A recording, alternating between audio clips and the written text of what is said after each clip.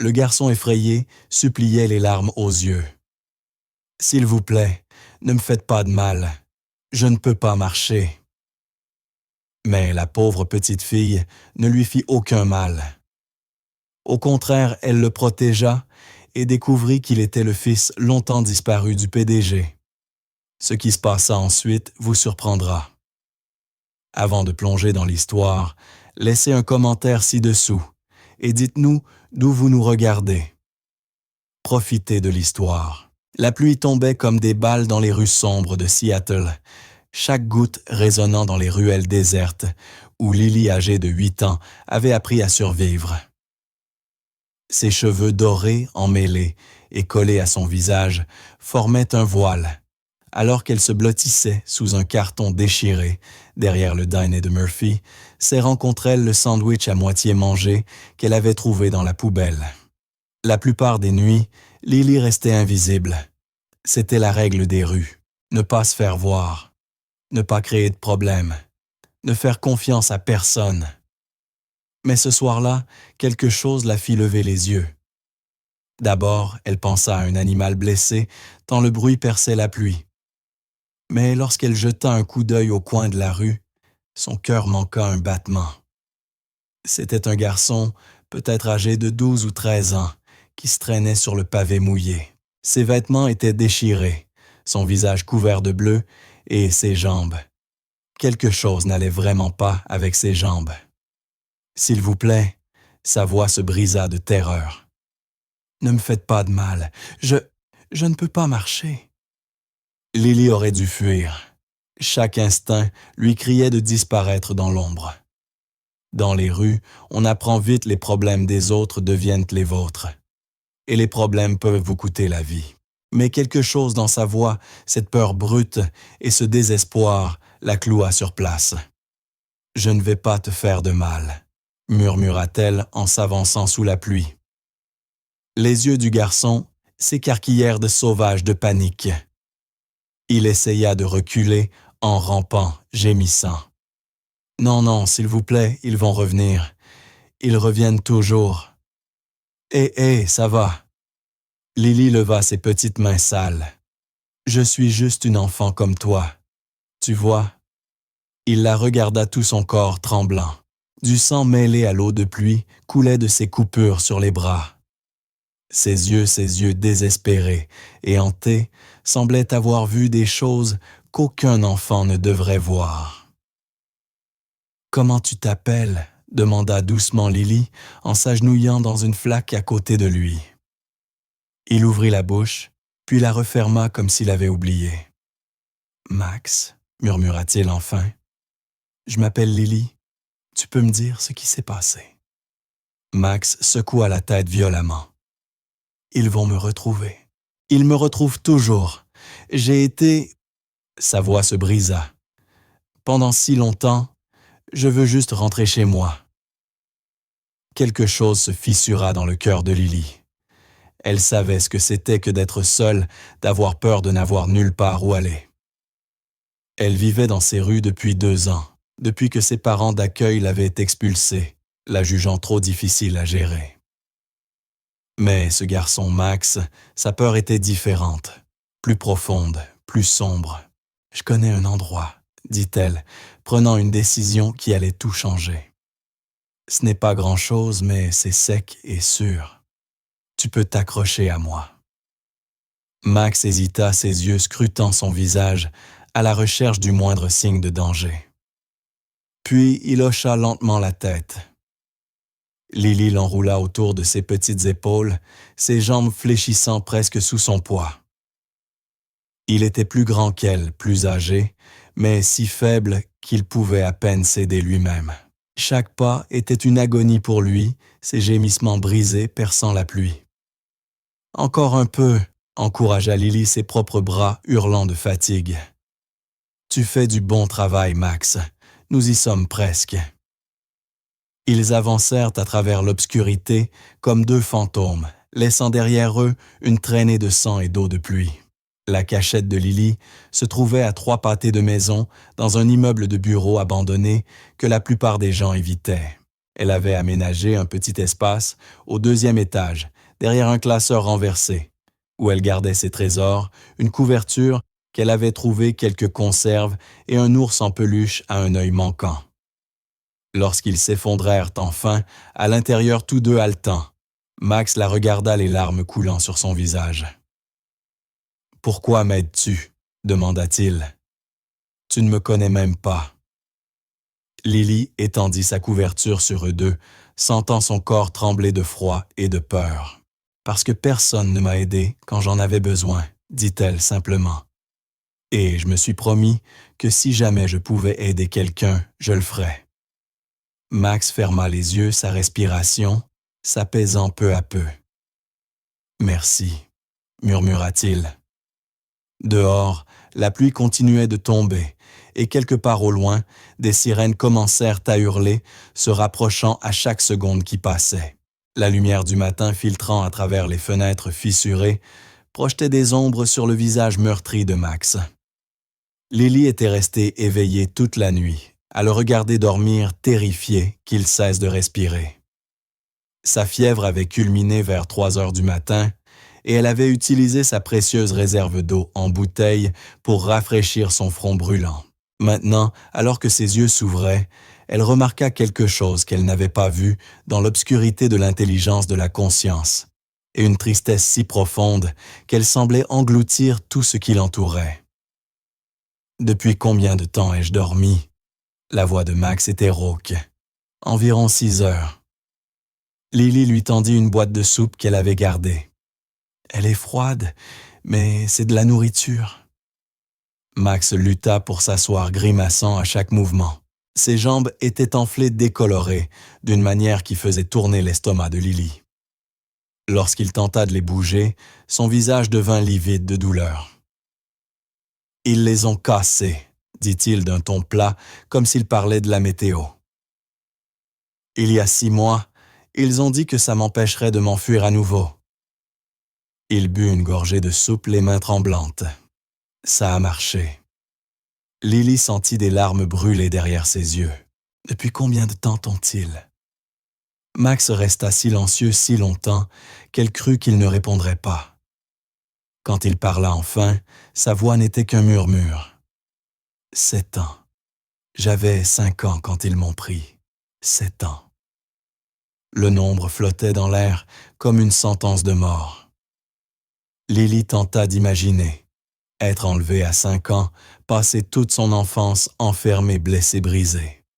« Te souviens-tu de ta famille ?» demanda-t-elle doucement. Une lueur passa sur le visage de Max, la douleur mêlée à autre chose. L'espoir peut-être, ou un souvenir. « Mon père », dit-il, la voix brisée. Il avait ce rire, vous savez, fort et joyeux. Il me portait sur ses épaules, et nous faisions semblant que j'étais un géant. Maman faisait ses biscuits aux pépites de chocolat chaque dimanche. Et ma chambre avait des étoiles au plafond qui brillaient dans le noir. Des larmes coulaient sur ses joues, et il ne prit même pas la peine de les essuyer. Ils m'ont dit que mes parents ne voulaient plus de moi, qu'ils avaient à payer la rançon, mais avaient décidé de garder l'argent, que j'étais trop difficile, trop cher à garder. Il regarda Lily avec des yeux qui avaient vu trop de ténèbres. J'ai cessé de les croire il y a environ 1 an, mais à ce moment-là, je ne me souvenais plus de mon nom de famille. Je ne me rappelais plus de notre adresse. Tout ce qui me restait, c'était le visage de mon père et les biscuits de ma mère. Lily s'approcha, prenant sa main dans la sienne. « Qu'est-ce qui t'a fait t'échapper ?» La mâchoire de Max se contracta. « Je ne me suis pas vraiment échappé. Pas vraiment. Ils me déplaçaient. Ils disaient qu'ils avaient trouvé un nouvel acheteur, quelqu'un qui voulait un enfant qui ne pourrait pas s'enfuir. » Sa voix devint amère. « Apparemment, je vaux plus quand je suis brisé, mais le van a eu un accident il y a 2 nuits.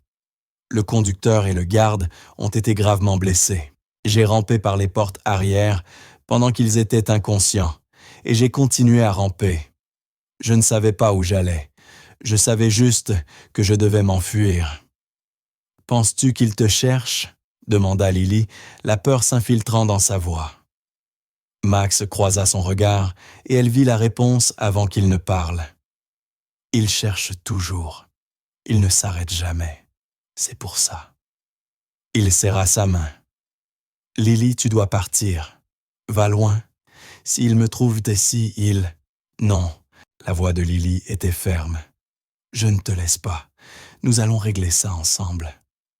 Dehors, le bruit d'un moteur les fit tous deux se figer.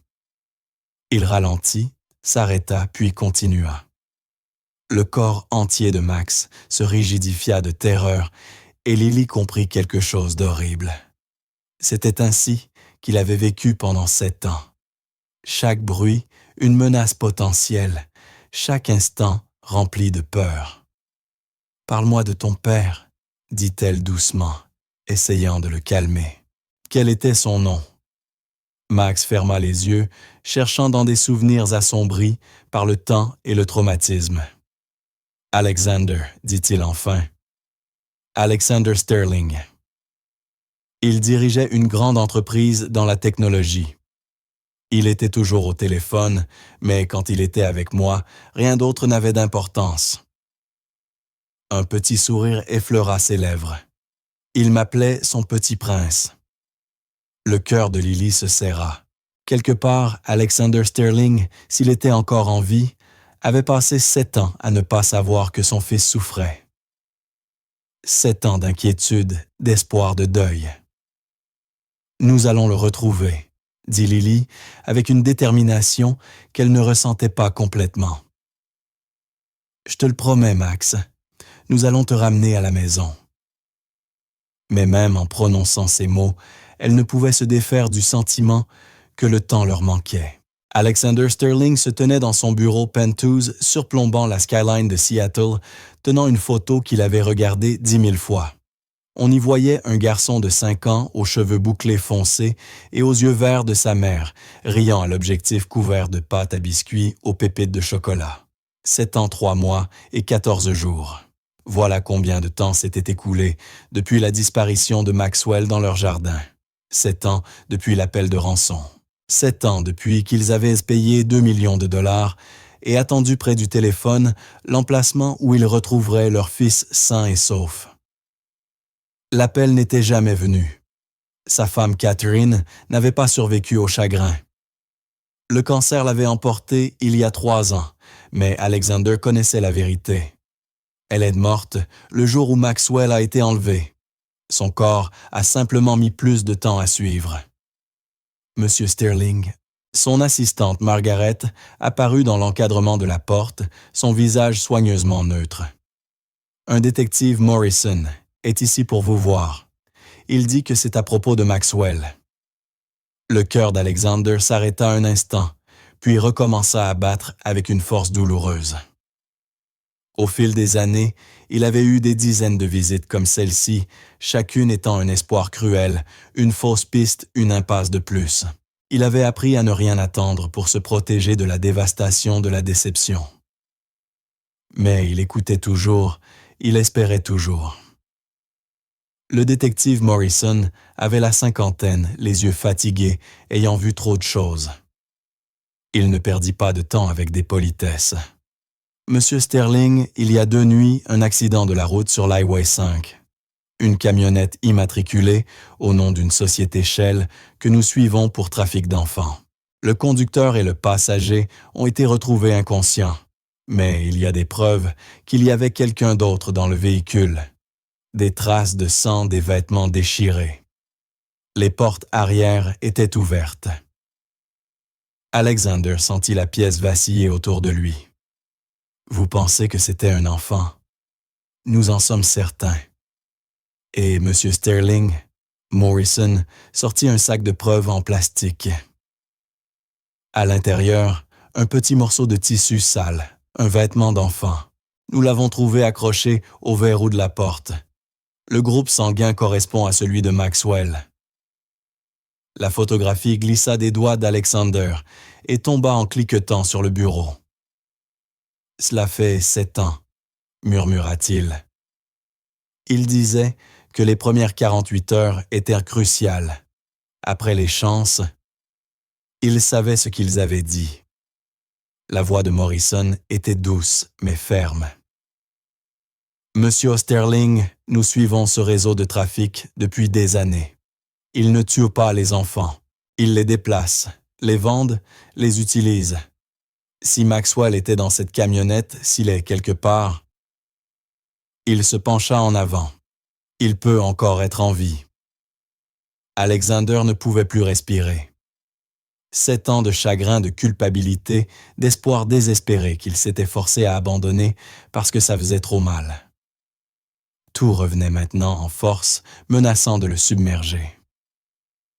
Que dois-je faire? Sa voix se brisa. Où dois-je chercher? Nous cherchons dans la zone autour du lieu de l'accident. Mais, Monsieur Sterling, si Maxwell s'est échappé, il est terrifié. Il a été retenu captif pendant 7 ans. Il ne sait pas s'il peut faire confiance à quelqu'un. Il ne sait pas si nous sommes là pour l'aider ou pour lui faire du mal. Il pourrait se cacher. Alexander se dirigeait déjà vers la sortie, attrapant son manteau. « Je viens avec vous, monsieur. » « Je ne pense pas, détective, que ce soit nécessaire. C'est mon fils là-bas. Quelque part dans cette ville, mon garçon est froid, effrayé et blessé, et j'ai passé chaque jour pendant 7 ans à prier pour avoir ne serait-ce qu'une chance de le retrouver. » La voix d'Alexander était encore enveloppée de désespoir. « Je viens avec vous, et rien de ce que vous direz ne m'arrêtera. » Morrison l'étudia longuement, puis hocha la tête. « Allons retrouver votre fils. » En quittant le bâtiment, Alexander murmura une prière en laquelle il avait cessé de croire depuis des années. « Tiens bon, Maxwell, j'arrive. Papa arrive. » Lily savait qu'ils avaient besoin d'aide, mais la confiance était un luxe qu'elle ne pouvait se permettre. La fièvre de Max avait empiré au cours de la journée, sa peau brûlante au toucher. Ses jambes étaient infectées. Elle en était désormais certaine. Le gonflement s'était étendu et l'odeur la fit grimacer. « Je dois trouver un médecin, » dit-elle à Max. Mais il lui agrippa le bras avec une force surprenante. « Pas d'hôpitaux, » haleta-t-il. « Ils me trouveront. Ils ont des gens partout. Policiers, médecins, travailleurs sociaux. C'est comme ça qu'ils ont réussi à me cacher si longtemps. Ah Max, tu es en train de mourir. Mieux vaut être mort que de retourner là-bas. » Ses yeux étaient sauvages de fièvre et de peur. « Tu ne comprends pas ce qu'ils font, Lily. Ce qu'ils te font faire. Ce pourquoi ils te vendent. » Le sang de Lily se glaça.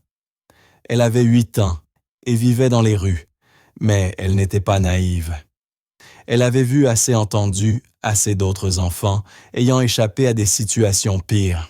« D'accord, » dit-elle, prenant une décision. « Pas d'hôpitaux, mais il y a quelqu'un. Peut-être qu'elle peut aider. » Sœur Grace dirigeait une cantine sociale à 5 pâtés de maison.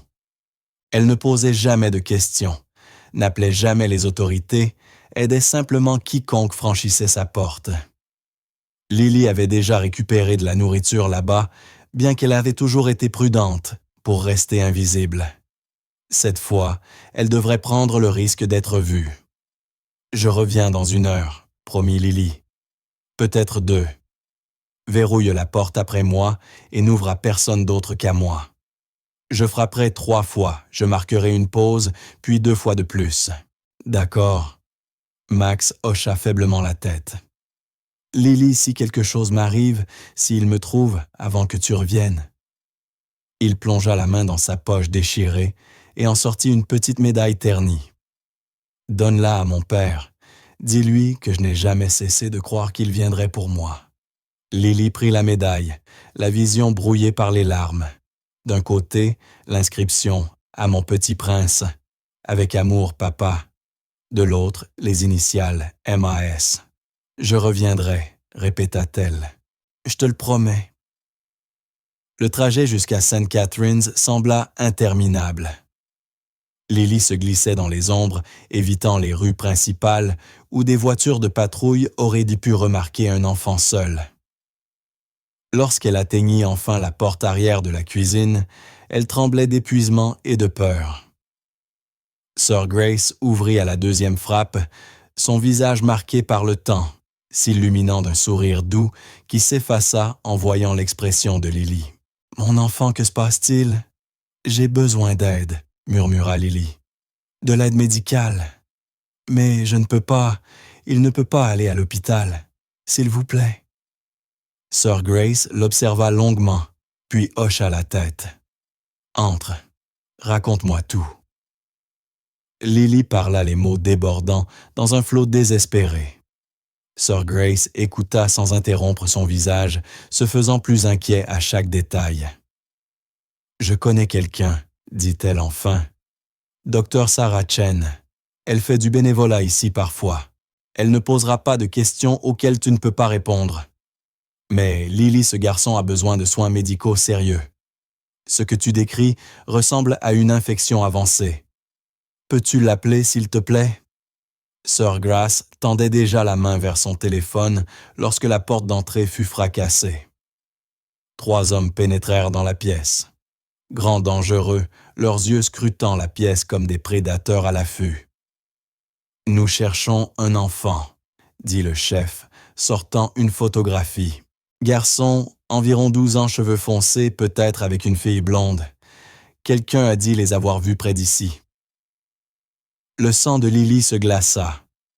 Elle se baissa derrière le comptoir, le cœur battant si fort qu'elle crut qu'il allait exploser.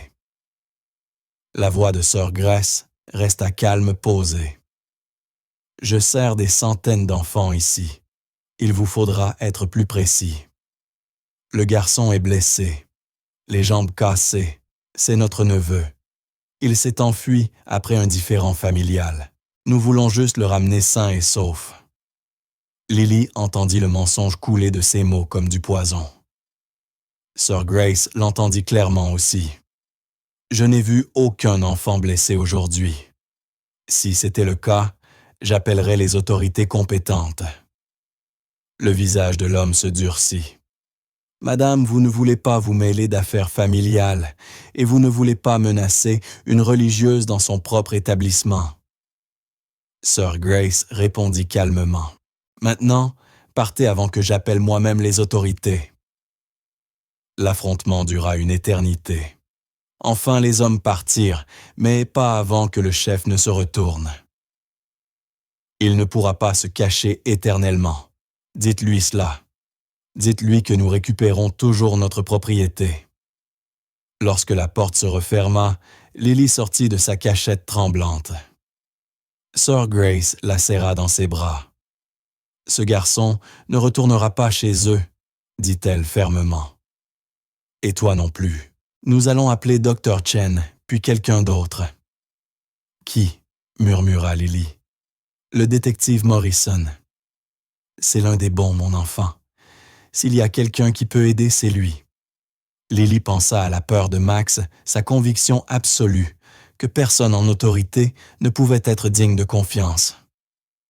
Mais elle pensa aussi à sa fièvre brûlante, à ses jambes infectées, à sa force qui diminuait.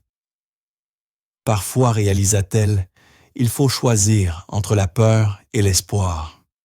« D'accord, » murmura-t-elle, « appelons-les tous les deux. » Alexander Sterling avait cherché sans interruption pendant 36 heures, son chauffeur le conduisant à travers tous les quartiers proches du lieu de l'accident.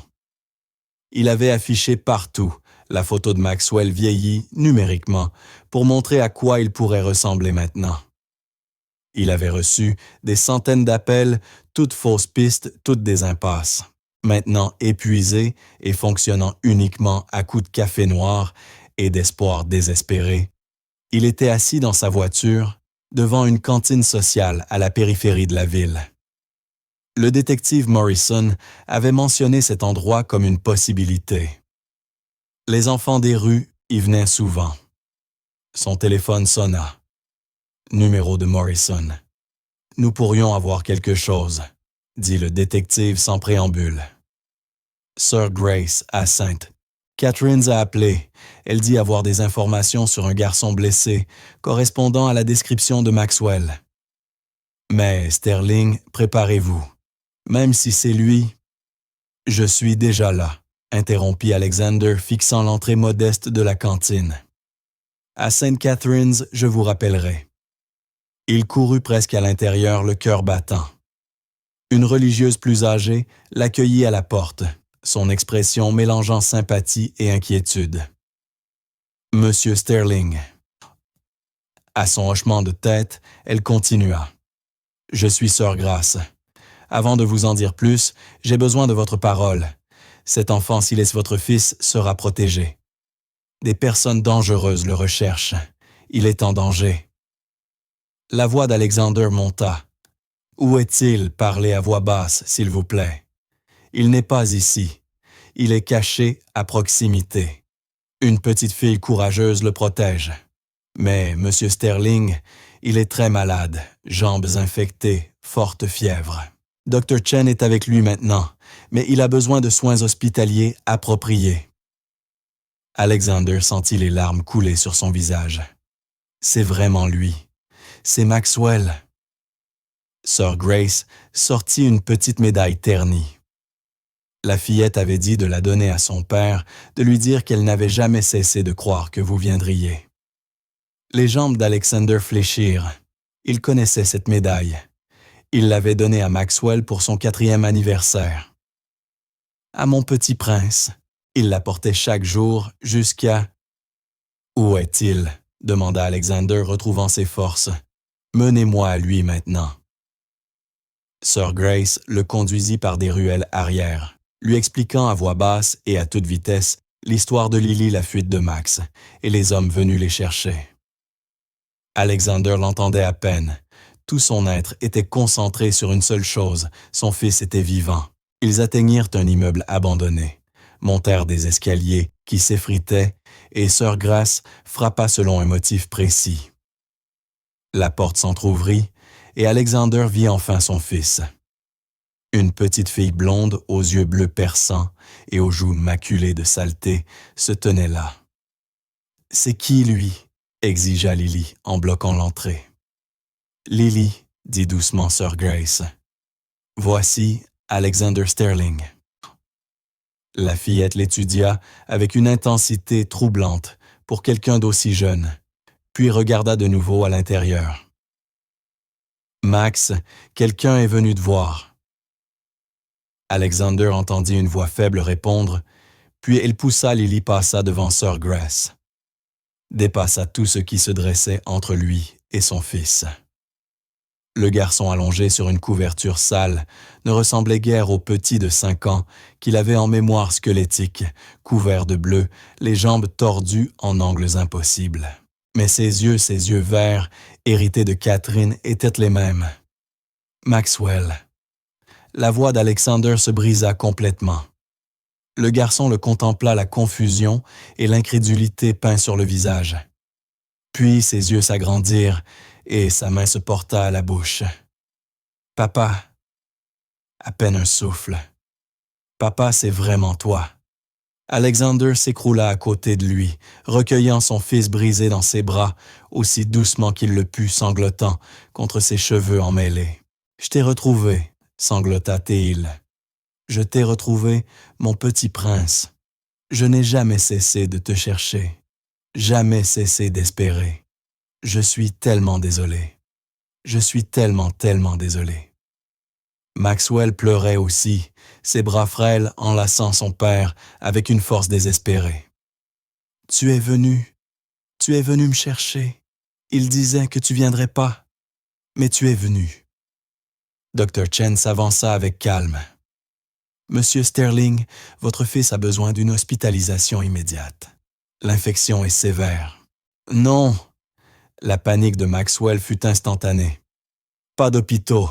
Ils me trouveront là-bas. » Alexander prit le visage de son fils entre ses mains. « Maxwell, écoute-moi.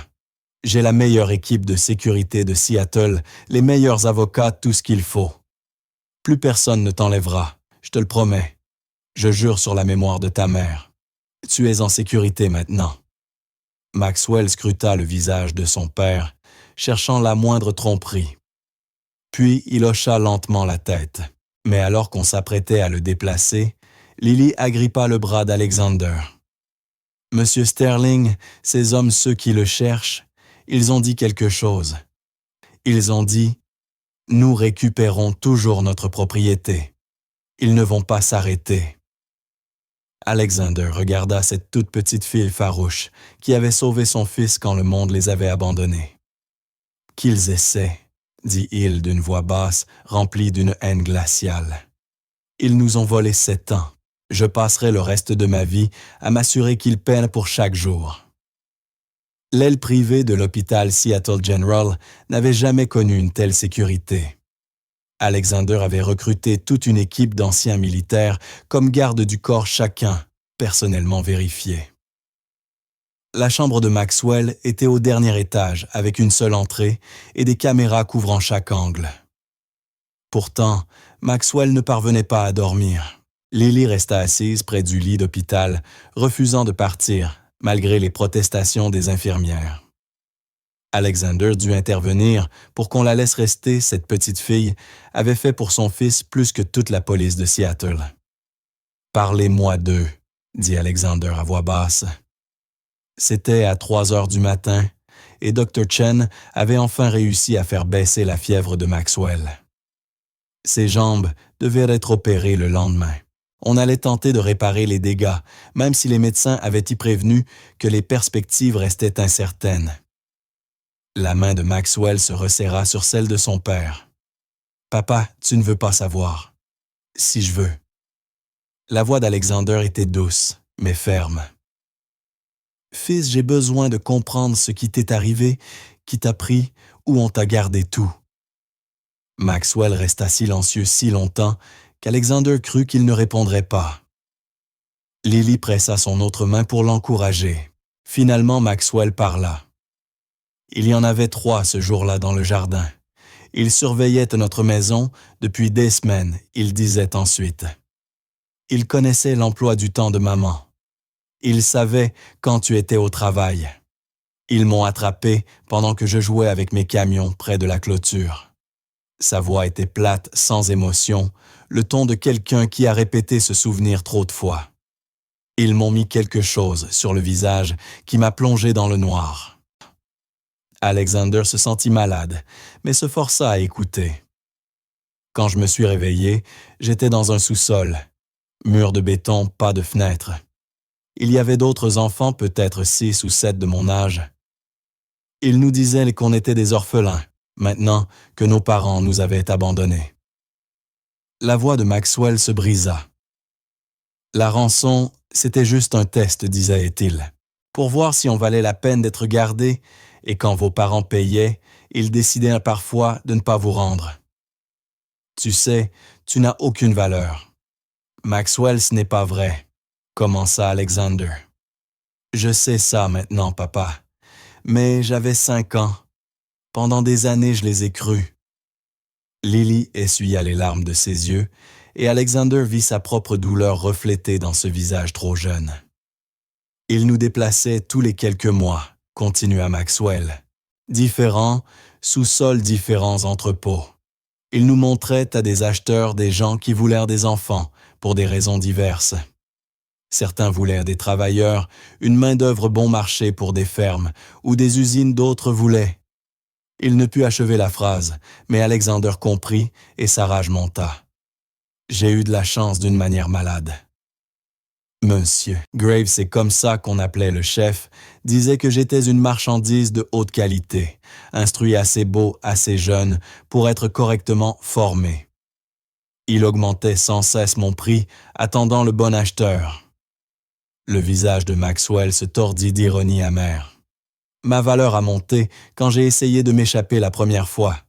Ça montrait de l'esprit, dit-il. Combien de fois as-tu essayé de t'enfuir? Demanda doucement Lily. 4 fois en 7 ans. À chaque fois, la punition était pire. La dernière fois, c'était il y a 2 ans. C'est là que... Maxwell regarda son père, la honte inondant son visage. C'est là que j'ai abandonné. J'ai arrêté de me battre. J'ai juste survécu. Oh, Maxwell. Alexander serra son fils contre lui. Fais attention à tes blessures. Tu as fait ce qu'il fallait pour survivre. Ce n'est pas renoncer, c'est être fort. Mais papa, ce n'est pas tout. La voix de Maxwell devint un murmure. Il y a 6 mois, quelque chose a changé. Monsieur Graves a commencé à parler d'une vente finale. Il disait avoir trouvé l'acheteur parfait, quelqu'un qui voulait spécifiquement des marchandises endommagées. Quelqu'un qui payait plus pour des gamins qui ne pouvaient pas courir. La pièce sembla se glacer. Ils t'ont cassé les jambes exprès. La voix d'Alexander devint mortellement calme. Maxwell hocha la tête. Monsieur Graves disait que ça triplerait ma valeur, que ça me rendrait gérable. L'acheteur devait venir me chercher dans 3 jours. C'est pour ça qu'on me transportait quand la camionnette a eu l'accident. Alexander se leva et fit les 100 pas comme un lion en cage. Morrison doit être informé. Chaque détail. Nous allons trouver ces gens, Maxwell, un par un. Papa, tu ne comprends pas. Monsieur Graves n'est pas un simple criminel de rue. Il a des connexions, des flics, des juges, des travailleurs sociaux. C'est comme ça qu'il était resté caché si longtemps. C'est comme ça qu'il a fait passer les enfants d'un État à l'autre sans être pris. Il se vantait une fois d'avoir des gens à des postes si élevés que même si nous nous échappions et racontions tout, on ne nous croirait jamais. « Alors, nous allons leur faire croire », répondit fermement Alexander. « Maxwell, tu n'es plus seul, et ses autres enfants non plus. Nous allons démanteler toute son opération. » Lily prit la parole d'une petite voix déterminée. « Monsieur, Sterling, ses autres enfants, dont Max parlait, ceux qui étaient dans le sous-sol avec lui. Qu'est-il arrivé à eux? » Le visage de Maxwell pâlit. Ils ont été vendus. Tous. Au fil des ans, un par un, ils ont disparu. De nouveaux enfants arrivaient, puis eux aussi disparaissaient. Je suis le seul à avoir tenu aussi longtemps. Monsieur Graves disait que c'était parce que j'étais du stock premium. Sa voix coulait de dégoût envers lui-même. « Non, » répliqua Lily avec force. « Tu as survécu parce que tu es fort, parce que tu es un survivant, et maintenant, tu vas aider à sauver les autres. » Alexander regarda cette petite fille, remarquable orpheline sans toit, qui aurait 1000 raisons d'être amère et égoïste, et qui pourtant avait risqué sa vie pour sauver un inconnu. Une idée germait dans son esprit, mais cela attendrait. Pour l'heure, son fils avait besoin de lui. « Maxwell, demain, après ton opération, le détective Morrison viendra avec une force opérationnelle complète. Tu vas leur dire tout ce que tu viens de me dire, chaque détail dont tu te souviens sur les lieux, les personnes, les acheteurs, et ensuite, nous allons systématiquement détruire tous ceux qui t'ont fait du mal. Et s'ils viennent me chercher avant... » La peur de Maxwell était palpable. Monsieur Graves ne laisse jamais de témoins gênants. Alexander se rassit et prit les 2 mains de son fils dans les siennes. « Alors, ils devront passer par moi. Et mon fils, je te le promets, j'ai failli à te protéger une fois. Je mourrai plutôt que de laisser cela se reproduire. » Dehors, devant la chambre d'hôpital, une voiture garée en face observait. Un homme regardait à travers des jumelles. Il prit son téléphone et composa un numéro. « Ouais, c'est moi. Trouvez le gamin. Il est à l'aile privée de Seattle General, dernier étage. Sterling a de la sécurité, mais rien d'insurmontable. » Pause. Je comprends. Récupération et élimination. Le gamin et quiconque en sait trop.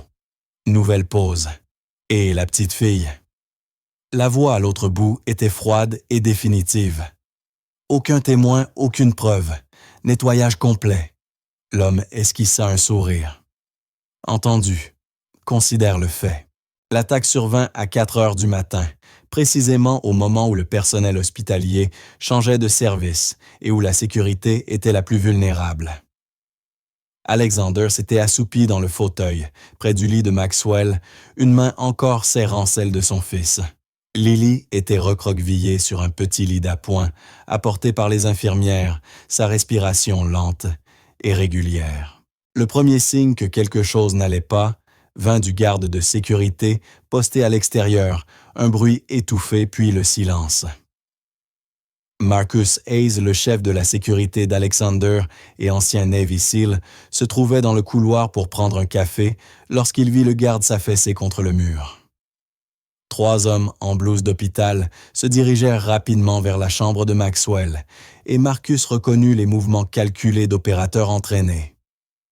Il n'hésita pas. Appuyant sur le bouton d'urgence de sa radio, il alla intercepter. Code rouge. Code rouge. Dernier étage. Plusieurs assaillants. Dans la chambre, Alexander se réveilla en sursaut au bruit des rixes.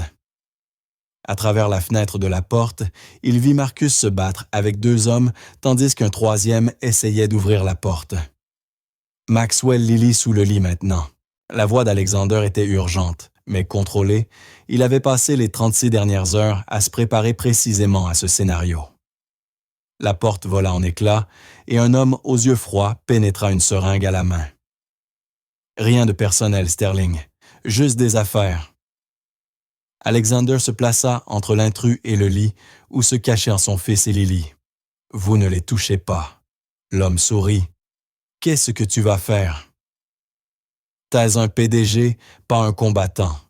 Écarte-toi ou tu mourras avec eux. »« Alors, je mourrai avec eux. » L'homme se précipita, mais Alexander était prêt. Des années de boxe dans sa salle privée n'étaient pas que pour la forme. Il attrapa le poignet de l'assaillant, le tordit assez fort pour lui faire lâcher la seringue, puis frappa son estomac d'un genou. Le combat fut bref, mais violent. Alexander reçut une entaille au bras causée par un couteau, mais parvint à fracasser la tête de l'intrus contre le mur avec assez de force pour y laisser une empreinte. Dans le couloir, Marcus avait maîtrisé un assaillant et se battait avec le second quand la sécurité de l'hôpital et la police, alertées par l'appel d'urgence, arrivèrent enfin. Tout fut terminé en 3 minutes. Mais alors qu'on ligotait les agresseurs et appelait des renforts, le détective Morrison arriva avec une nouvelle qui glaça le sang d'Alexander. Sterling, ses hommes ne sont pas l'unique équipe. Nous avons intercepté des communications. Il y a 2 autres groupes. L'un se dirige vers votre domicile, l'autre vers votre bureau. Le visage d'Alexander devint livide. Margaret, mon assistante, elle travaille tard ce soir sur les rapports trimestriels. Morrison était déjà au téléphone, mais son regard résuma la pire des nouvelles avant même qu'il parle. Sterling, je suis désolé. Votre bureau a été attaqué il y a 20 minutes. Il y a eu une explosion. Les pompiers sont sur place, mais il y a des victimes. Le monde d'Alexander vacilla. Margaret travaillait pour lui depuis 15 ans. Elle avait connu Maxwell bébé. Elle avait pleuré avec lui quand Maxwell avait été enlevé. Combien? Sa voix était creuse. 3 morts confirmés. Margaret Johnson et 2 agents de sécurité. Alexander recula et s'appuya contre le mur, la douleur et la colère rugissant en lui. Ces gens, M. Graves et son organisation, n'étaient pas de simples criminels. C'étaient des terroristes prêts à tuer quiconque se mettait en travers de leur route.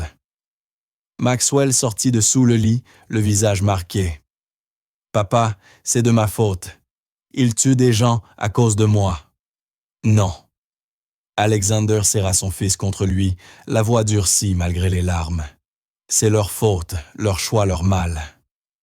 Et Maxwell, je te le jure pour la mémoire de Margaret, nous allons les anéantir. Le détective Morrison s'avança l'expression sombre. Sterling, votre fils n'est en sécurité nulle part, où ils peuvent le trouver. Il faut le déplacer vers un lieu sûr hors réseau. Où? Cria Alexander. J'ai une planque à 2 heures au nord. Le programme fédéral de protection des témoins l'utilise parfois. Personne en dehors de mon équipe immédiate ne la connaît. Nous partons ce soir avant qu'ils ne se regroupent. Lily tira sur la manche d'Alexander. Basme, Sterling et les autres enfants. Ceux dont Max a parlé. Ceux qui ont été vendus. Ils sont toujours là dehors. Alexander regarda cette petite fille incroyable, puis son fils traumatisé, puis les assaillants ligotés emmenés par la police. Détective, je veux des accords d'immunité pour tous ceux qui parleront. Je veux des forces opérationnelles activées. Je veux toutes les ressources fédérales disponibles. Sa voix était de l'acier glacé. Nous ne protégeons plus seulement Maxwell. Nous déclarons la guerre et nous allons sauver chaque enfant que nous pourrons trouver. Morrison hocha lentement la tête. Je ferai les appels. Mais, Sterling, comprenez-vous bien, une opération de cette ampleur, et si organisée, nécessite de l'argent sérieux et des connexions sérieuses. Nous ne combattons pas des voyous de rue, nous luttons contre quelque chose de beaucoup plus vaste. Alors, nous devrons être plus vastes, répondit Alexander. J'emploierai chaque dollar, chaque relation, chaque ressource que j'ai. Ils ont voulu la guerre. Ils l'ont.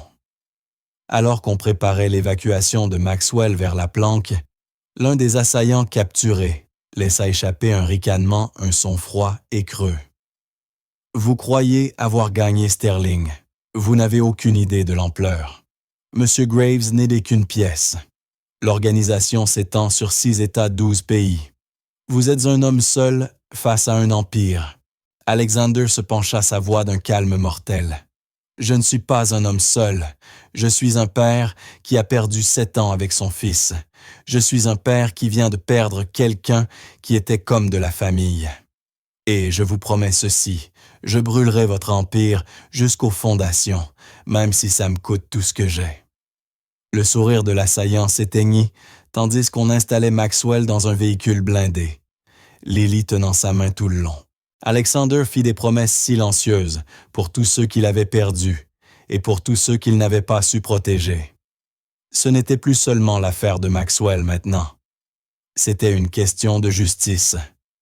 Il s'agissait de faire en sorte qu'aucun autre enfant ne subisse ce que son fils avait enduré. Et que Dieu aide quiconque se dressera sur son chemin. La planque était une modeste cabane nichée en montagne, entourée d'une forêt dense et accessible uniquement par une petite route étroite que l'équipe de Marcus pouvait facilement surveiller. C'était calme, paisible, l'exact opposé de tout ce que Maxwell avait connu pendant 7 ans. Dr. Chen les avait accompagnés avec du matériel médical portable.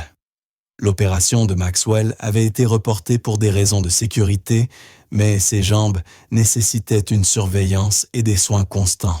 La bonne nouvelle, expliqua Dr. Chen en changeant les pansements de Maxwell, c'est qu'avec un traitement approprié, nous pouvons maîtriser l'infection. La mauvaise nouvelle, c'est que les dégâts sont importants. Même avec la chirurgie, il faudra sans doute une rééducation intensive et peut-être des aides à la mobilité permanente. Maxwell accueillit la nouvelle avec la même acceptation passive qu'il avait montrée depuis l'hôpital. Mais Lily, assise en tailleur à côté de lui, n'en tint pas compte. Donc, il utilisera des béquilles ou un fauteuil roulant.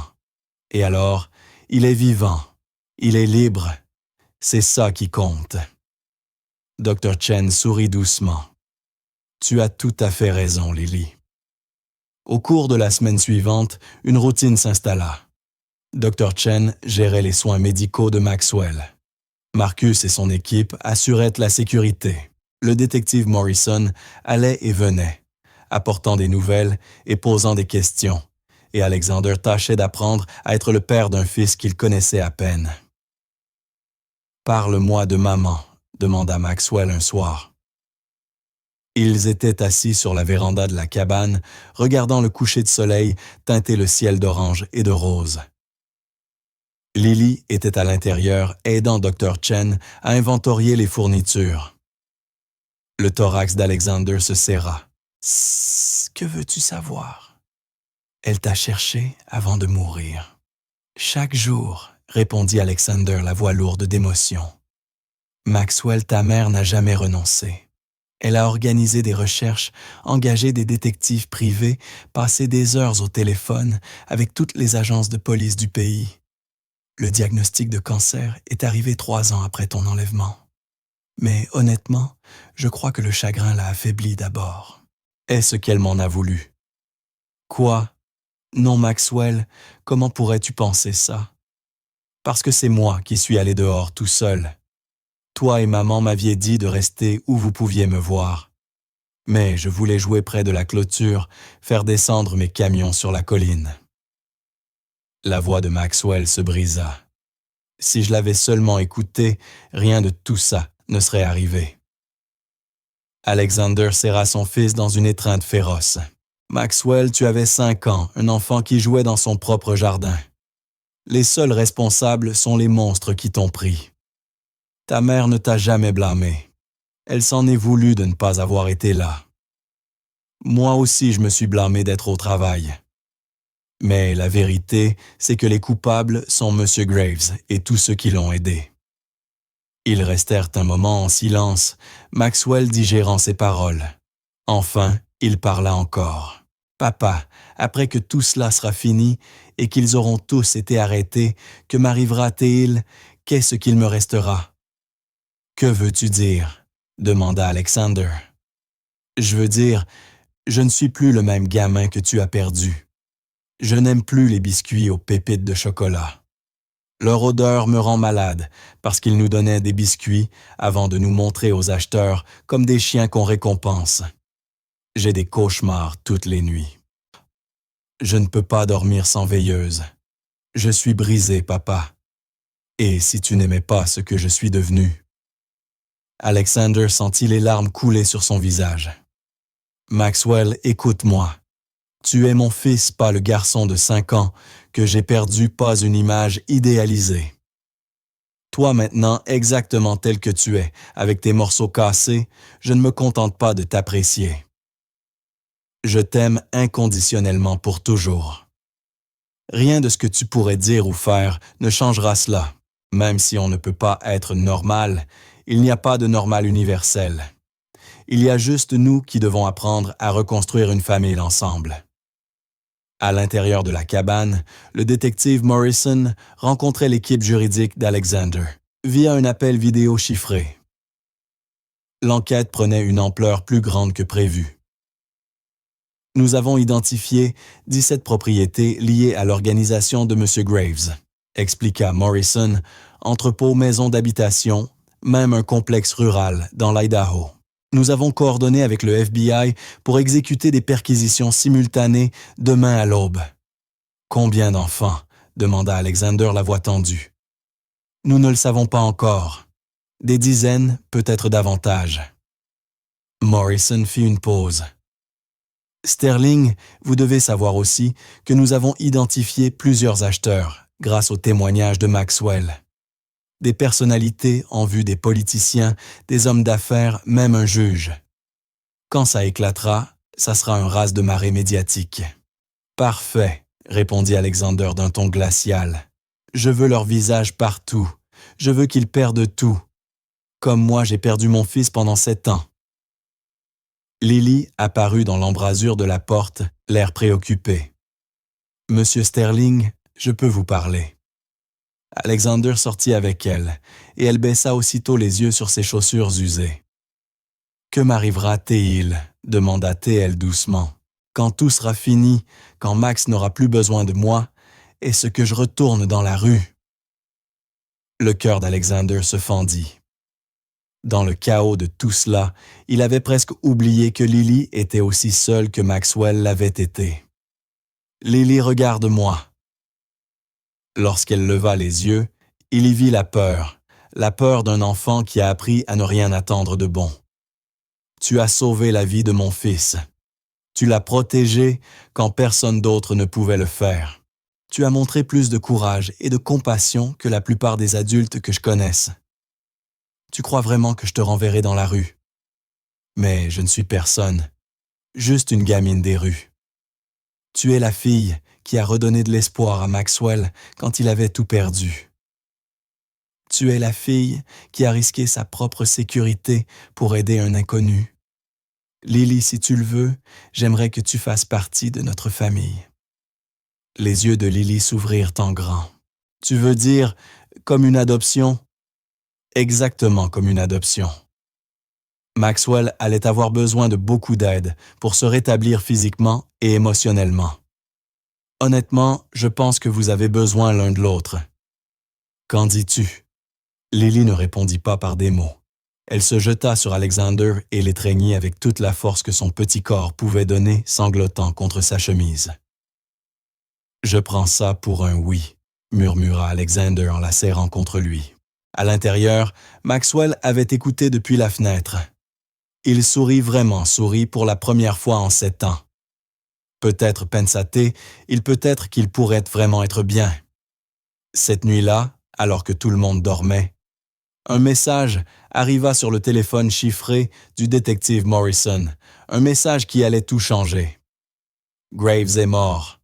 Retrouvé dans un entrepôt à Portland, exécuté sommairement, quelqu'un fait le ménage. La nouvelle de la mort de Monsieur Graves envoya des ondes de choc dans l'enquête, quelqu'un éliminait les témoins et il agissait vite.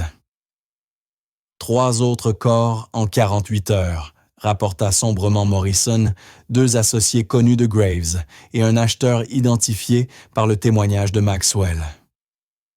Tous exécutés, tous des coups professionnels.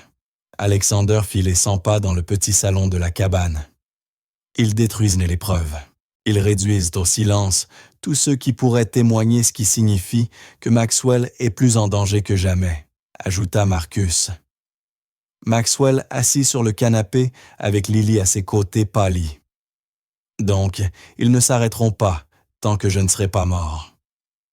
Ils n'auront pas cette chance, dit Alexander d'une voix ferme, mais la peur rongeait son ventre. Le téléphone de Morrison vibra. Il lut le message et son expression se fit plus sombre. Les perquisitions du FBI ont eu lieu ce matin. 17 sites, entrées simultanées. Il fit une pause. Ils ont trouvé 8 enfants, tous âgés de moins de 12 ans, présentant des signes sévères de maltraitance et de malnutrition. La pièce devint silencieuse. 8 enfants sauvés. Mais combien d'autres étaient encore dehors? Il y a plus, poursuivit Morrison. Nous avons trouvé des registres des livres de compte, des journaux de transactions, des listes d'acheteurs. Sterling, cette opération, générait plus de 20 millions de dollars par an. Nous parlons d'un réseau qui couvre toute la côte ouest avec des connexions à des filières internationales de traite. Alexander sentit la nausée monter. Combien d'enfants au total? D'après les documents, plus de 300 sur la dernière décennie 56 sont encore portés disparus. La main de Lily chercha celle de Maxwell et la serra fort. Il serra en retour tous deux, pensant la même chose, 56 enfants, encore pris au piège du cauchemar dont ils s'étaient échappés. Dr. Chen parla depuis l'endroit où elle surveillait les constantes de Maxwell. Détective, ces enfants que vous avez retrouvés auront besoin de soins médicaux et psychologiques intensifs. Des années de prise en charge. L'État a-t-il les ressources pour ça? Pas vraiment, admit Morrison. La plupart finiront dans un système de famille d'accueil déjà saturé. L'esprit d'Alexander était déjà en marche. Je financerai tout, soins médicaux, thérapie, éducation, tout ce dont ils ont besoin. Je vais créer une fondation, engager les meilleurs spécialistes. Ces enfants méritent mieux que ce que le système peut offrir. Monsieur Sterling, ça va coûter des millions? Alors ça coûtera des millions. La voix d'Alexander était posée. Mon fils faisait partie de ces 300. Je l'ai retrouvé par chance. Le minimum que je puisse faire est de donner aux autres une chance de se battre. Au cours des jours suivants, un plan se dessina. La Fondation Sterling pour les enfants exploités fournirait des services complets, soins médicaux, soutien psychologique, ressources éducatives et logements à long terme. Alexander se jeta dans ce travail avec une énergie presque maniaque, comme s'il pouvait racheter les années de souffrance de Maxwell en sauvant les autres. Mais les exécutions continuaient. Tous les quelques jours, un autre corps apparaissait. Un autre témoin potentiel réduit au silence. Celui qui est derrière tout ça a des ressources énormes, observa Marcus lors d'un briefing de sécurité. Des tueurs professionnels, ça ne se paie pas au rabais. et ils opèrent dans plusieurs États alors que les forces de l'ordre les traquent. Ce qui signifie, dit Morrison lentement, qu'ils ont des informateurs. Quelqu'un dans la police ou le gouvernement leur transmet des renseignements. Les implications étaient terrifiantes. Si l'organisation avait infiltré l'enquête, aucun endroit n'était vraiment sûr. Cette nuit-là, Maxwell se réveilla en hurlant d'un cauchemar. Alexander accourut et le serra contre lui, tandis qu'il sanglotait. « Ils étaient là, papa, dans mon rêve. Ils entrèrent par les fenêtres, par les portes. Ils me ramenaient au sous-sol, et tu ne pouvais pas les arrêter. Personne ne pouvait. Ce n'était qu'un rêve, mon fils. Tu es en sécurité. Mais pour combien de temps? » Les yeux de Maxwell étaient hantés. « Ils ont tué M. Graves. Ils tuent tout le monde. Et s'ils passent, Marcus et son équipe. S'ils te font du mal à toi, ou à Lily, ou à Dr. Chen. Tout le monde autour de moi est en danger. » Lily apparut dans l'embrasure de la porte, ayant entendu ces cris. Elle grimpa sur le lit et prit la main de Maxwell. « Alors, nous sommes en danger ensemble, » dit-elle simplement. « Nous sommes une famille maintenant, tu te souviens? Les familles restent unies, même quand ça fait peur. » Maxwell regarda cette petite fille farouche qui lui avait sauvé la vie, et quelque chose changea en lui. Il avait passé 7 ans en mode survie, concentré uniquement sur le fait de traverser chaque journée. Mais désormais, il avait des gens pour lesquels il valait la peine de se battre. « Papa, dit-il doucement, je veux aider à les attraper. Quiconque est derrière ça, quiconque tue pour couvrir ses traces, je veux aider à les faire tomber. » Maxwell, tu as 12 ans. Tu as déjà trop enduré. Exactement. Je l'ai vécu. Je sais comment ils pensent, comment ils opèrent. Les autres enfants qui ont été sauvés auront trop peur pour parler. Mais moi non. Plus maintenant. Sa voix se fit plus forte. Ils m'ont volé 7 ans. Ils ont tué maman. Ils ont fait du mal à des centaines d'enfants. Je veux aider à les arrêter. Alexander voulut dire non pour protéger son fils d'un traumatisme supplémentaire. Mais il vit la détermination dans les yeux de Maxwell et la reconnut le besoin de reprendre du pouvoir sur ceux qui leur avaient tout volé.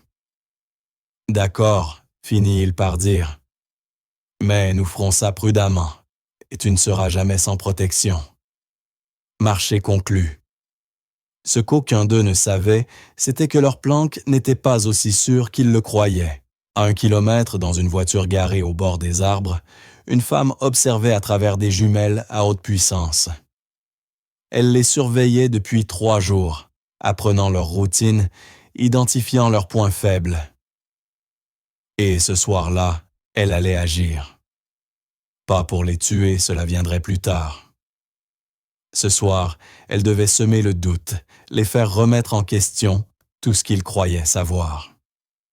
Parce que le réel cerveau de l'organisation n'était pas un petit criminel de rue comme Monsieur Graves, c'était quelqu'un de beaucoup plus proche, quelqu'un en qui Maxwell et Alexander avaient une confiance totale.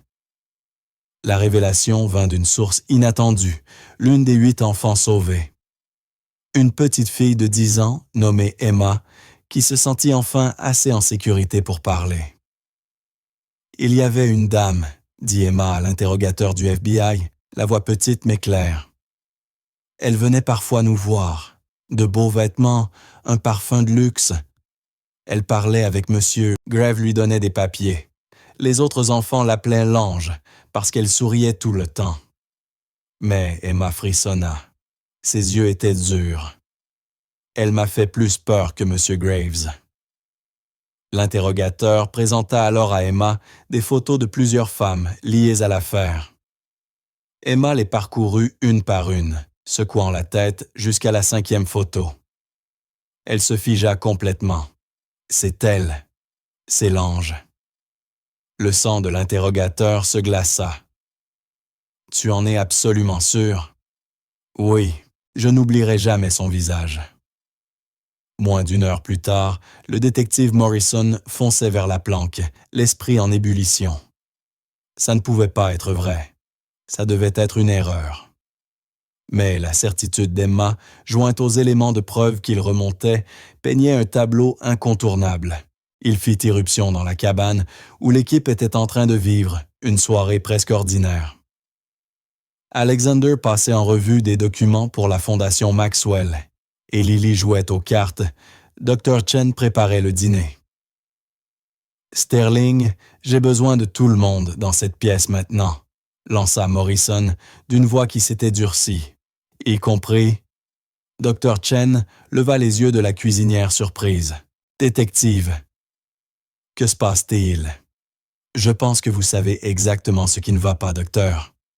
Ou dois-je vous appeler par votre vrai nom, Sarah Chen Graves? » La pièce se figea.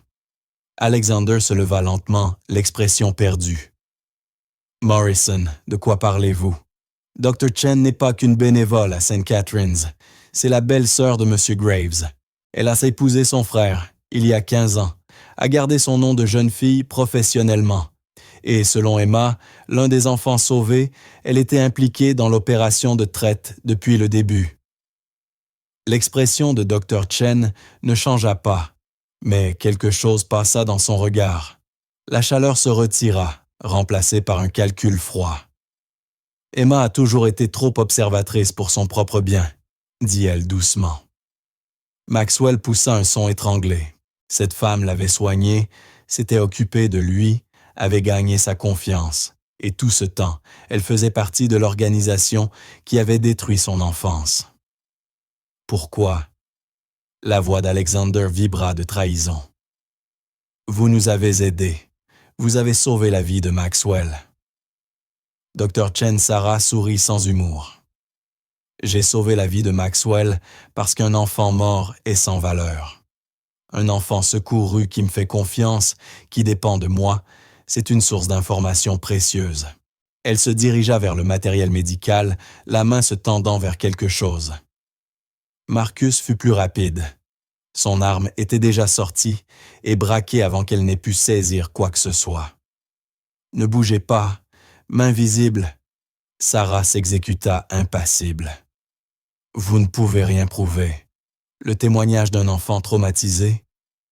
Ma parole contre la sienne. Morrison s'avança sortant une tablette. En réalité, nous pouvons tout prouver. Quand le FBI a perquisitionné ses propriétés, il a trouvé des documents financiers, des paiements de l'organisation vers un compte offshore à votre nom, plus de 2 millions de dollars au cours des 5 dernières années. Vous voulez expliquer ça? La maîtrise de Sarah se fissura légèrement. Ces documents pourraient être falsifiés. Ils ne le sont pas. Nous avons aussi trouvé vos dossiers médicaux de l'organisation. Vous n'étiez pas seulement un agent de renseignement, vous certifiez que les enfants étaient en bonne santé pour les acheteurs, vous vérifiez que la marchandise était en état. Combien d'enfants avez-vous examiné, docteur? Combien avez-vous validé pour la vente, en sachant exactement ce qui allait leur arriver? La pièce était silencieuse, excepté la respiration hachée de Maxwell. Lily avait ses bras autour de lui, tous deux fixant Sarah avec horreur. « C'était juste des affaires, » dit Sarah d'une voix plate. L'offre et la demande. C'étaient des enfants que personne ne voulait. Orphelins fugueurs, enfants placés. Le système a échoué. Nous leur avons donné de la valeur un but. Est-ce vraiment si terrible? Alexander bondit vers elle, mais Marcus le retint. « Vous parlez d'êtres humains, » rugit Alexander. « Des enfants. Mon fils a passé 7 ans à être torturé à cause de gens comme vous. Margaret est morte à cause de vous. » Les yeux de Sarah eurent un éclair pas vraiment du remords, mais presque. Margaret était un dommage collatéral. L'attaque contre votre bureau n'était pas censée être létale, juste un avertissement. Mais l'équipe s'est laissée emporter. Pourquoi? La voix de Maxwell était à peine un souffle. Pourquoi m'avoir aidé si vous faisiez partie d'eux? Pourquoi ne pas m'avoir laissé mourir ou me rendre?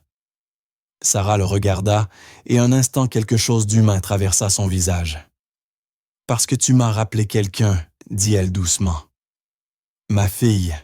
Elle a été enlevée par un réseau de trafic quand elle avait 7 ans. Une autre organisation, d'autres circonstances. Je l'ai cherchée pendant 3 ans, puis j'ai retrouvé son corps dans une rivière. Sa voix était clinique, mais ses mains tremblaient légèrement. Après ça, je ne me suis plus soucié de rien. Mon mari, le frère de Graves, m'a recruté. Il disait que je pouvais empêcher d'autres enfants de souffrir comme elle. Mais en réalité, je crois que je voulais juste faire mal au monde, comme il m'avait fait mal. Alors vous êtes devenu exactement ce qui a détruit votre fille, dit Morrison avec dégoût. Vous êtes devenu un monstre. Peut-être. Sarah ne nie pas. Mais je ne suis pas le monstre dont vous devriez vous inquiéter. Je ne suis que le middle management détective. Le vrai pouvoir derrière cette opération, celui qui orchestre tout, y compris les exécutions récentes, il est toujours dehors, et il est bien plus proche que vous ne le pensez. Qui? Exigea Alexander. Qui dirige tout ça? Sarah sourit un vrai sourire, cette fois plein de malice. C'est là toute la beauté, Monsieur Sterling. Vous le comprendrez bientôt, et quand ce sera le cas, vous réaliserez que vous avez été manipulé depuis le début. Chaque pas que vous avez fait, chaque mouvement que vous avez entrepris, tout faisait partie de leur plan. Morrison s'avança pour la menotter, mais le sourire de Sarah ne fit que s'élargir. Encore une chose, détective. Ce message sur l'exécution de Graves. Vérifiez l'horodatage. Il a été envoyé avant qu'il ne soit réellement tué. Quelqu'un voulait que vous le sachiez immédiatement. Quelqu'un voulait voir comment vous réagiriez. Quelqu'un qui a accès à vos communications chiffrées. Le choc fut physique. Si quelqu'un avait accès au téléphone sécurisé de Morrison, il savait tout l'emplacement des planques, chaque détail de l'enquête, chaque mouvement prévu. La taupe, dit Marcus d'un ton sombre, c'est quelqu'un dans l'équipe de Morrison. Mais Sarah secoua la tête. Pas tout à fait. Voyez plus grand, messieurs. Qui profite le plus de cette enquête? Qui a collecté des informations sur la structure de l'organisation, ses acheteurs, ses opérations, qui sait désormais exactement quels riches et puissants peuvent être soumis au chantage? Le sang d'Alexander se glaça, tandis que la compréhension se faisait. Quelqu'un n'essaie pas de fermer l'organisation, dit-il lentement. Il essaie de la prendre. Le sourire de Sarah devint triomphant. Voilà. Les exécutions ne sont pas du nettoyage. C'est une prise de contrôle hostile. Et, Monsieur Sterling, j'ai bien peur que vous et votre fils soyez en plein milieu. Avant que quiconque puisse répondre, toutes les lumières de la cabane s'éteignirent simultanément. Les générateurs de secours auraient dû se mettre en marche immédiatement. Ils ne le firent pas. Dans l'obscurité, la voix de Sarah s'éleva une dernière fois, étrangement calme. « Ils sont là. J'espère que vous êtes prêts. » Marcus bougea avec une précision militaire dans les ténèbres, ses lunettes de vision nocturne, lui montrant ce que les autres ne pouvaient pas voir. 6 silhouettes approchant de la cabane depuis plusieurs directions, avançant avec une coordination professionnelle. Morrison fit sortir Sterling et les enfants vers la safe room tout de suite. Alexander attrapa Maxwell et Lily et les poussa vers la chambre arrière où Marcus avait installé une salle de panique renforcée, déguisée en placard. Morrison bâillonna Sarah Chen et lui passa des menottes Serflex, la traînant avec eux. « Attendez, protesta Maxwell. Papa et vous et Marcus. Nous allons les retenir. Allez. » La salle de panique était petite à peine, 2,4 mètres. Elle était doublée de plaques d'acier et possédait son propre système de communication. Alexander les scella à l'intérieur, le cœur battant à tout rompre. Par les caméras de sécurité encore alimentées par la batterie de secours, ils regardèrent Marcus prendre position, son équipe de 4 gardes se déployant dans la cabane. Les assaillants étaient bons, mais Marcus était meilleur. Les 2 premiers tentèrent de forcer la porte d'entrée et furent neutralisés par des balles en caoutchouc. L'ordre de Marcus était de capturer, pas tuer. Mais la vague suivante fut plus intelligente. Ils utilisèrent du gaz lacrymogène, forçant Marcus et son équipe à reculer les yeux brûlants. La cabane se remplit de fumée et de chaos. Dans la salle de panique, Lily s'agrippait à Maxwell, pendant que Sarah restait assise calmement dans un coin visage impénétrable. « Ils ne vous tueront pas », dit-elle d'un ton conversationnel. « Du moins, pas tout de suite. Vous avez trop de valeur. Maxwell sait trop de choses sur l'ancienne organisation et sur Alexander Sterling. Vos ressources, vos relations, votre fondation soi, 10 ans dédiés aux enfants. » Elle rit d'un rire glacial. Couverture parfaite pour une nouvelle opération de trafic. Celui qui prend le contrôle a besoin de légitimité. C'est vous. Tais-toi, cracha Morrison, mais son visage était pâle. Tout ce que disait Sarah avait un terrible sens. L'esprit de Maxwell tournait à toute vitesse.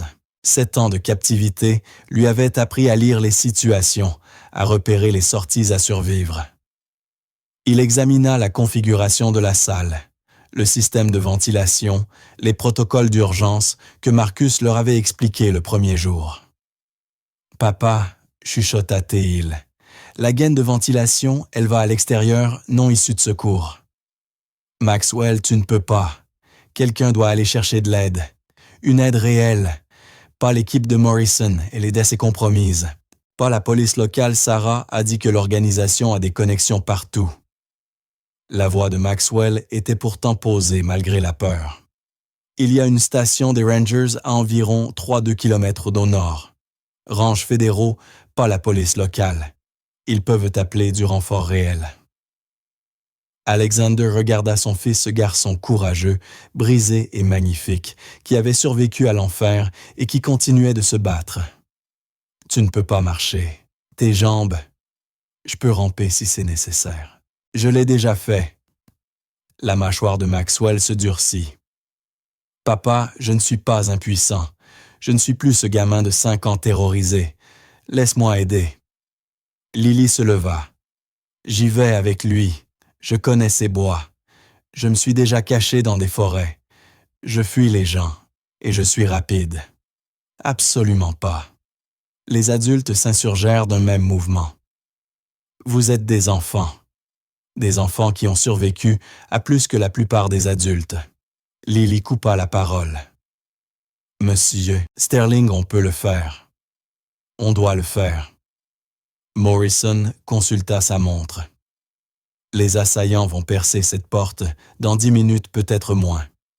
Si les enfants peuvent atteindre la station des Rangers et appeler le renfort fédéral, on a une chance de s'en sortir. » Alexander voulait refuser les garder en sécurité, mais il regarda le visage déterminé de Maxwell et sut que son fils avait raison. Ils ne pouvaient plus attendre d'être sauvés. Ils devaient se sauver eux-mêmes. « D'accord, mais Lily, tu restes avec Maxwell à chaque seconde.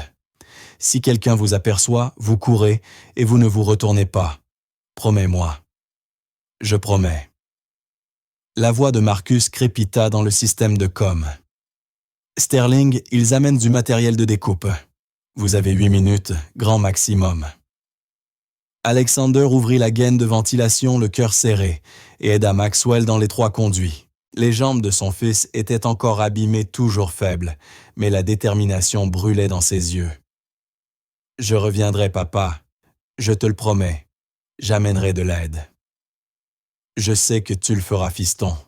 Je crois en toi. » Lily se glissa derrière Maxwell et ils commencèrent à ramper dans l'obscurité, suivant la gaine en direction de la bouche d'aération extérieure.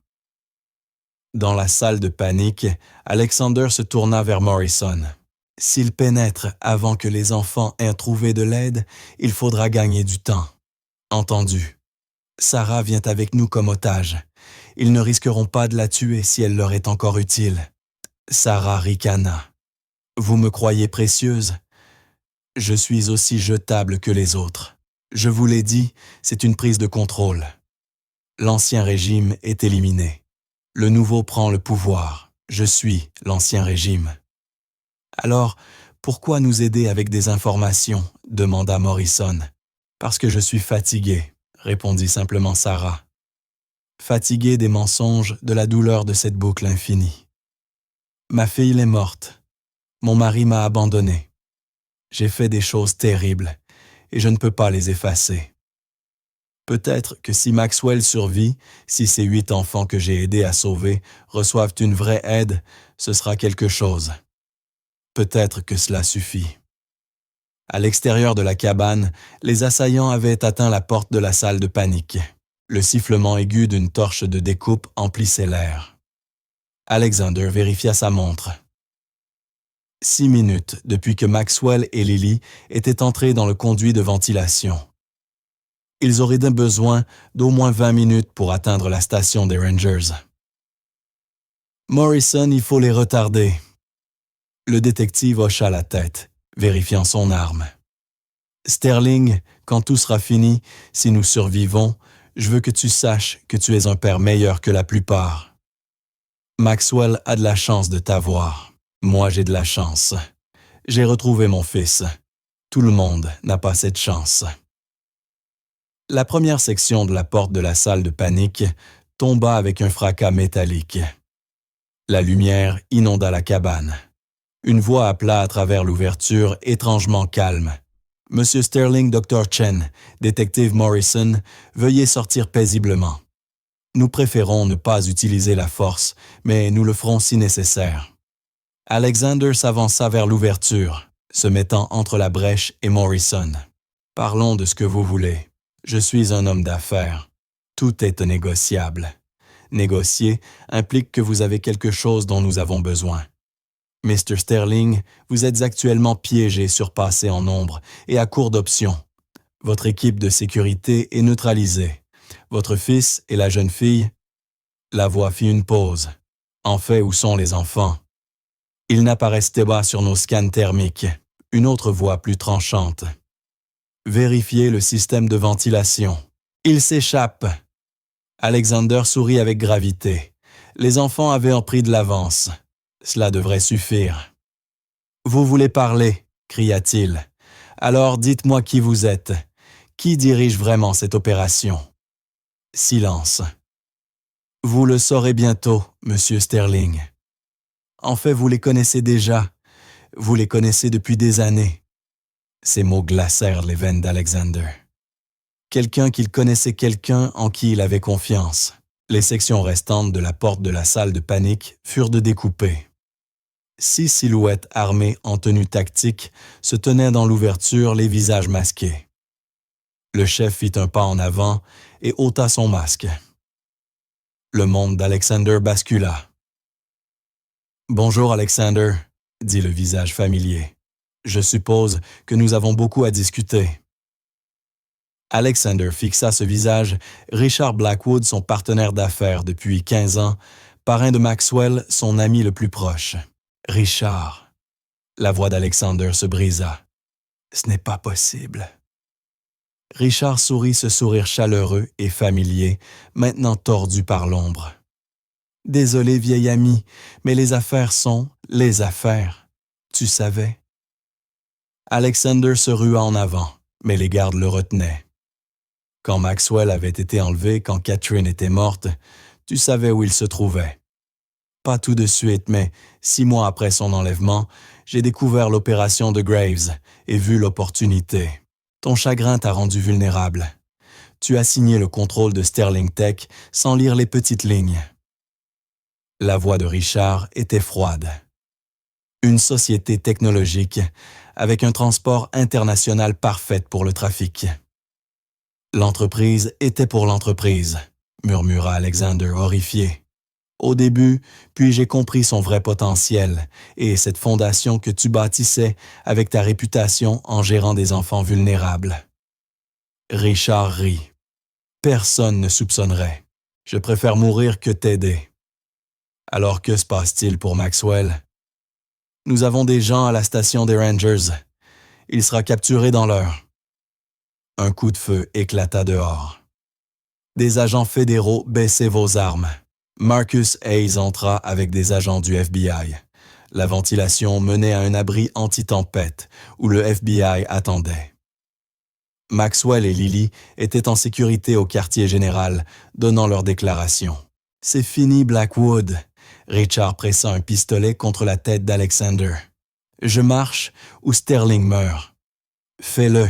répondit calmement Alexander. « Maxwell a survécu. Il est libre. Tu as déjà perdu. » Le détective Morrison désarma Richard rapidement. Alors que les agents l'emmenaient, Alexander trébucha dehors dans la lumière de l'aube. Maxwell et Lily étaient assis enveloppés dans des couvertures sur le capot d'un véhicule. Maxwell tenta de se lever, mais tomba. Alexander le rattrapa en le serrant fort. « On l'a fait, papa !» sanglota Maxwell. « Tu nous as sauvés, fils. » Quelques mois plus tard, 43 enfants furent retrouvés. Le réseau fut démantelé. Maxwell eut 3 opérations et marchait avec une boiterie, mais il avait survécu. L'adoption de Lily fut finalisée. La Sterling Foundation aida plus de 200 enfants.